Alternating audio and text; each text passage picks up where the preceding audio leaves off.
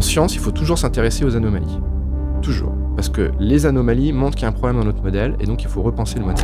Einstein, il s'est intéressé un peu à ces phénomènes, il avait commenté un livre de Upton Sinclair sur la télépathie et en gros, ce que dit Einstein, il dit on ne devrait pas aller avec des œillères de par le monde. 90%, 95% des scientifiques ne connaissent pas ces travaux. Moi, je m'intéresse à ce qui est dans les poubelles de la science d'une certaine manière. C'est-à-dire ce qui est aux marges, aux anomalies, et là, on trouve des pépites.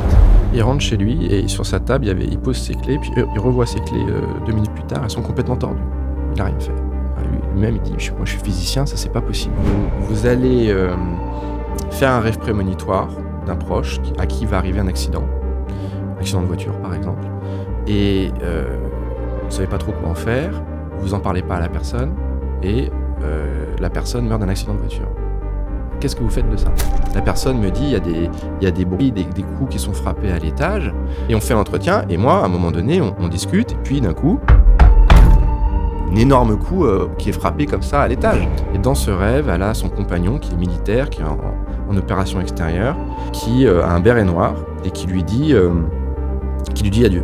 Qui lui dit, je vais plus revenir, je suis désolé, je t'aime, et puis on ne se reverra plus. À ce moment-là, son compagnon est mort en opération extérieure. C'est ce que John Mack, un psychiatre d'Harvard, appelait le choc ontologique. Quand vous ne croyez pas à ces phénomènes et que vous y êtes confronté de manière directe, c'est extrêmement perturbant. En fait, on vit dans une sorte d'hallucination, mais cette hallucination, elle est suffisamment cohérente pour qu'on ait l'impression que ça soit la réalité.